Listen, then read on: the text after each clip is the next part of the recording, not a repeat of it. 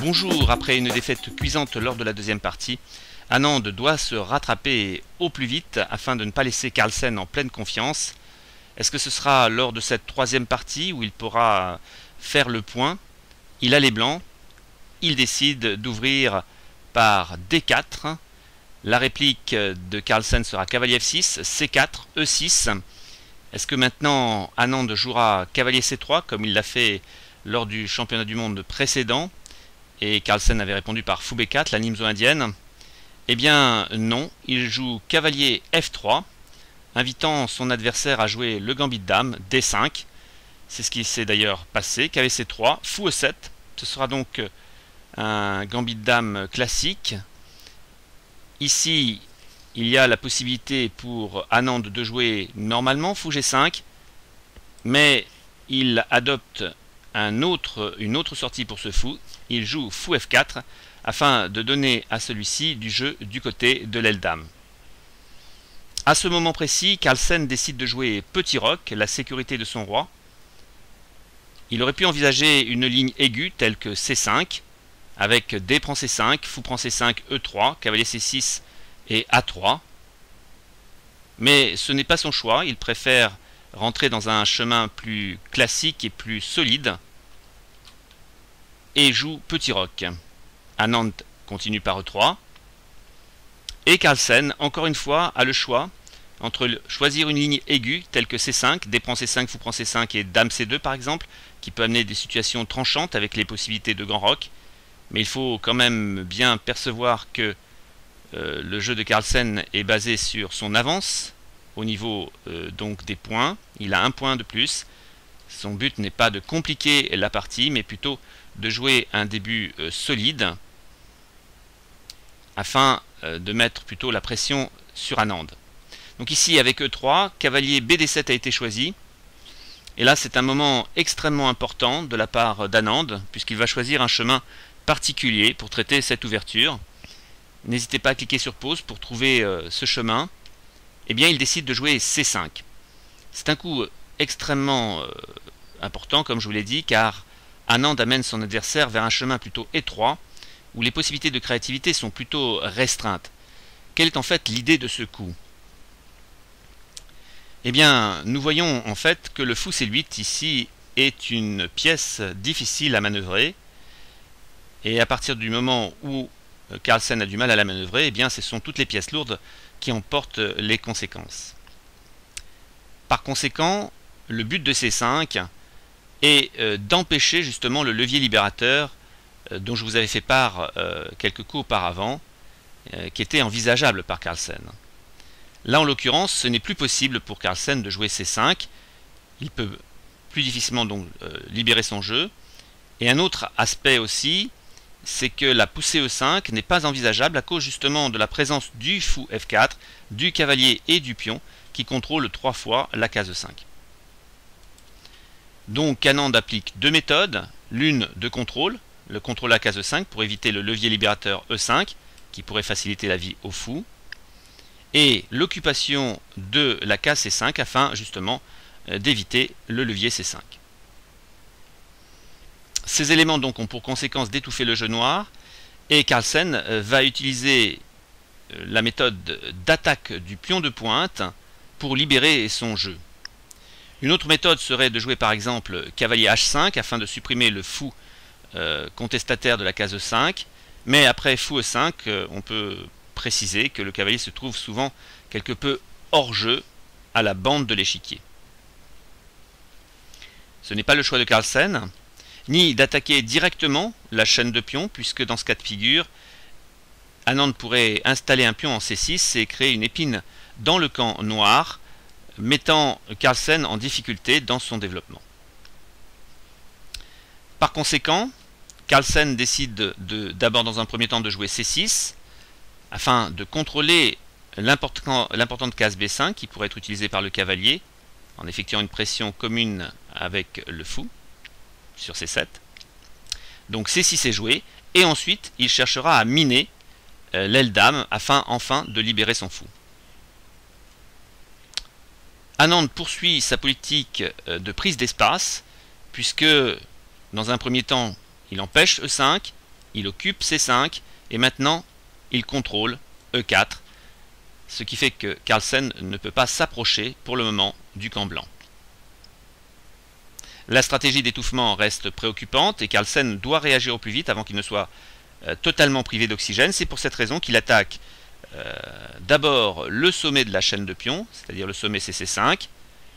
Anand ne veut pas lâcher son pion C5, donc il joue B4.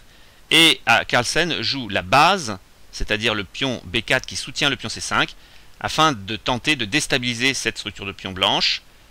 Anand conserve quand même son pion B4 et conserve finalement le pion C5. Carlsen va quand même gagner une petite partie du débat stratégique, puisqu'il va jouer fou A6 dans la perspective d'échanger ce mauvais fou afin de jouer éventuellement une finale égale. Mais le débat continue car Anand bénéficie toujours de son avantage d'espace du côté de l'aile dame, personnifié par la présence du pion C5 dans le camp adverse. Comment va-t-il jouer? Eh bien, il va continuer à jouer concret. N'hésitez pas à cliquer sur pause pour voir de quelle manière. En fait, il va prendre le fou, ce qui va forcer Carlsen à prendre. Et maintenant, eh bien, le coup B5 est un excellent coup. C'est encore une situation concrète où Carlsen est obligé de suivre la ligne dictée par son adversaire. Celle-ci est parfaitement mémorisée par Anand qui sait exactement où aller. Autant dire que c'est une situation plutôt désagréable pour les noirs.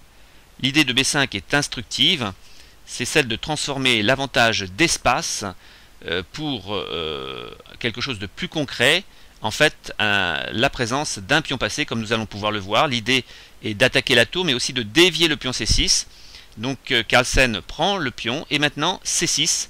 Voilà, un premier temps fort. L'avantage d'espace a accouché, si je puis dire, de la création d'un pion passé. Et celui-ci sera moteur de toute la suite stratégique des deux joueurs.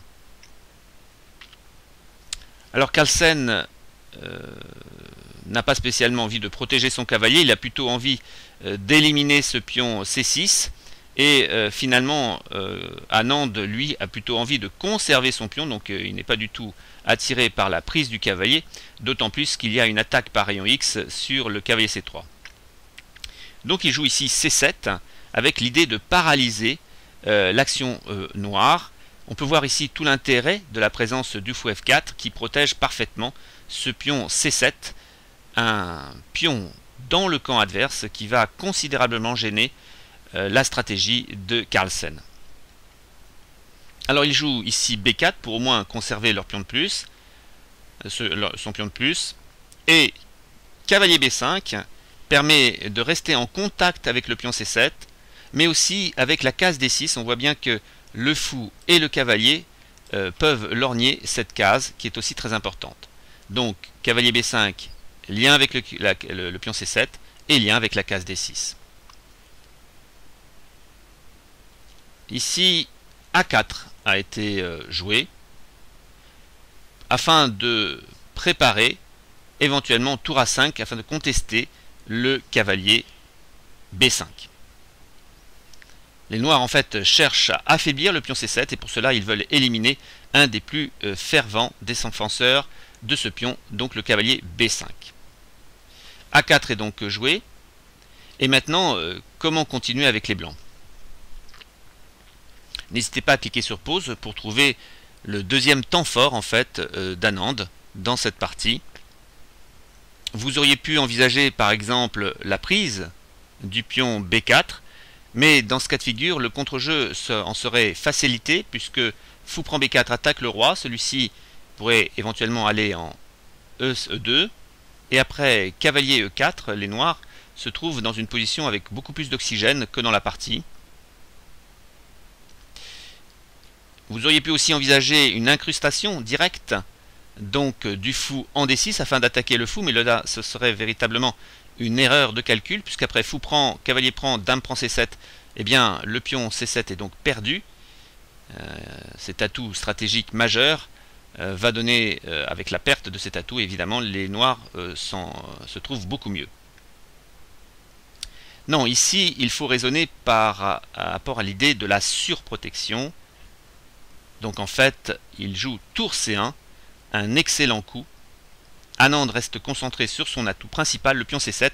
Il pratique ainsi la manœuvre de surprotection de son point fort. Cette approche lui permet d'agrandir sa zone d'infiltration de manière très perceptible. Je vous ai parlé de la case C7, la case D6, pardon, et c'est extrêmement important ici, puisqu'à tout moment, le fou ou le cavalier peut s'y incruster sans qu'il y ait la perte du pion C7.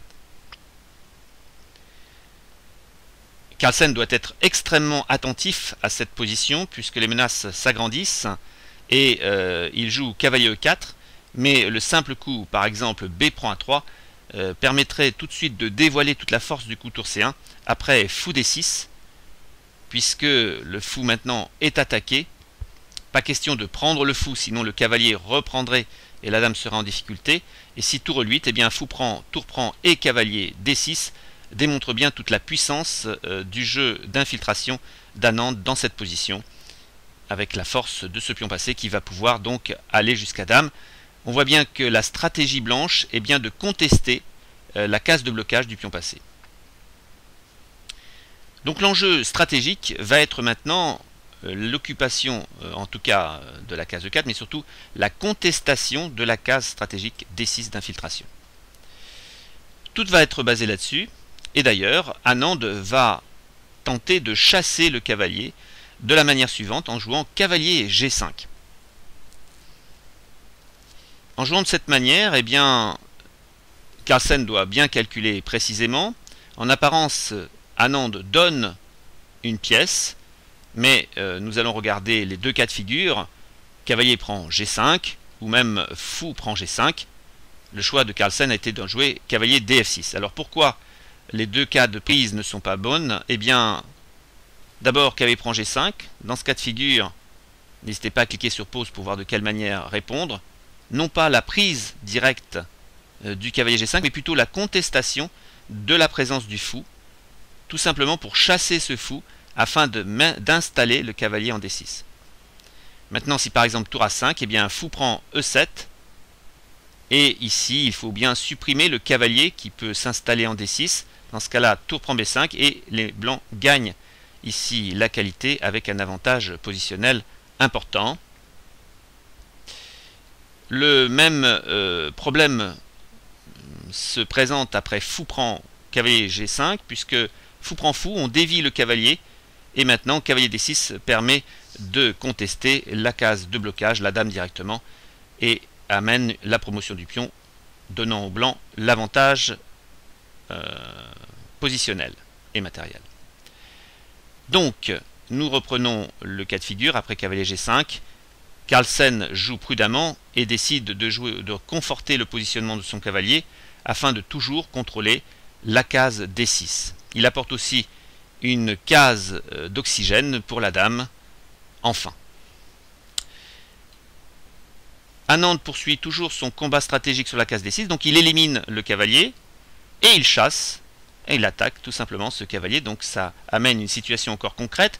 Carlsen ne peut pas pour le moment jouer de manière créative, car dans ce cas de figure, il y a toujours ce problème de case D6. Donc Carlsen suit la ligne concrète, tour A5, et après tour A5, eh bien, pion prend cavalier, est une amélioration de la partie, et oui, parce qu'il existe une partie du même type qui a été jouée par Aronian contre Adams, où Aronian avait joué Dame 2, et la position s'était présentée comme nulle, terminée comme nulle. Donc ici, Anand améliore donc sa position, en tout cas la position de son jeu blanc, avec tour prend cavalier, et maintenant dame prend A4, donc il ne laisse toujours pas respirer son adversaire, et reste toujours dans sa préparation théorique. Tour A5, et maintenant dame C6, en fait le maintien du pion C6 garantit, du pion C7 pardon, garantit au blanc l'initiative. Alors il faut bien que Carlsen ait quelque chose à se mettre sous la dent dans cette position. Il décide de prendre le pion A3 en espérant que ce pion pourra servir de trouble-fête. Mais le jeu blanc est suffisamment solide pour maîtriser correctement son avancée. Et Anand poursuit à nouveau sa stratégie. D'abord, il va nettoyer un petit peu la structure de pion par pion prend B5. Ici, E prend D5 était envisageable, mais dans ce cas de figure, la dame aurait pris en B6 avec attaque de la tour. Carlsen décide de prendre avec la tour. Et maintenant, dame prend B6. Donc le pion est éliminé, le pion A se devient isolé.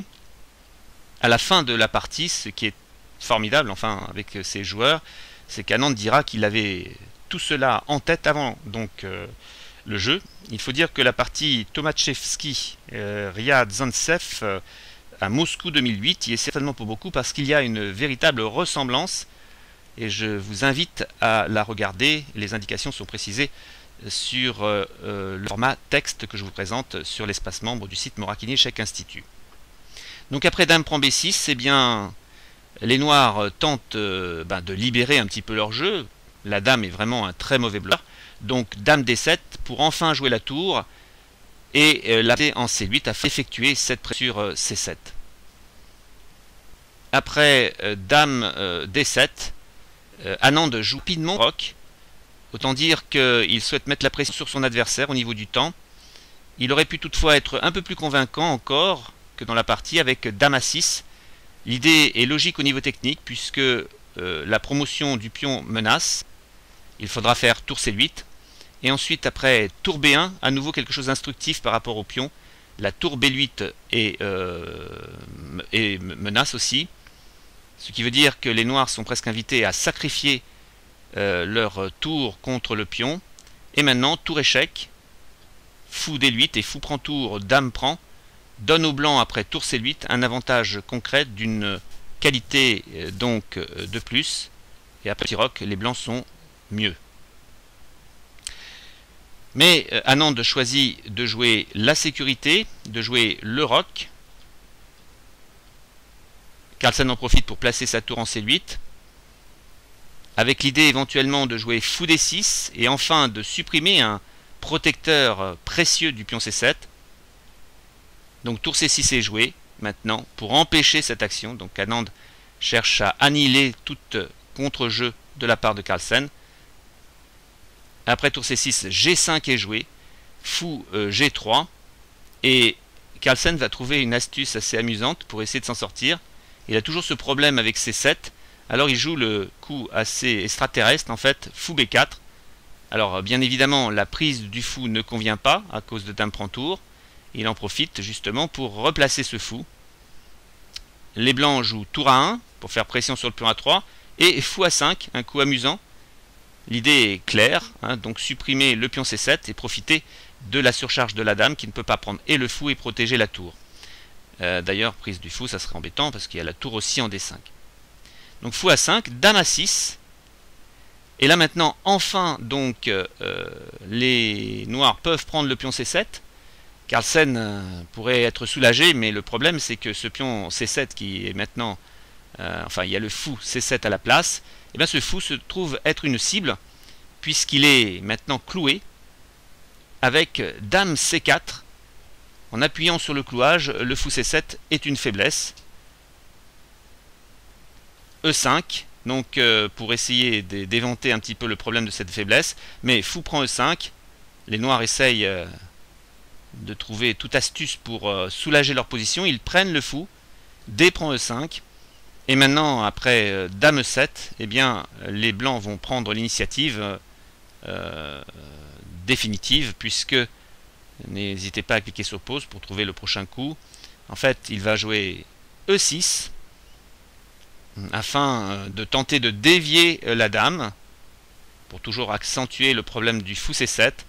Et après roi F8, eh bien, tour C1, triplement des pièces lourdes. Cela rappelle un peu la partie précédente où justement le triplement des pièces lourdes avait permis à Carlsen de gagner. Eh bien, Anand lui fait un pied de nez finalement, puisqu'il pratique de la même manière, cette fois-ci sur la colonne C, pour forcer l'abandon de Carlsen. En fait, il n'a plus de cartouche raisonnable pour se débarrasser du clouage et donc de la perte de matériel irrémédiable.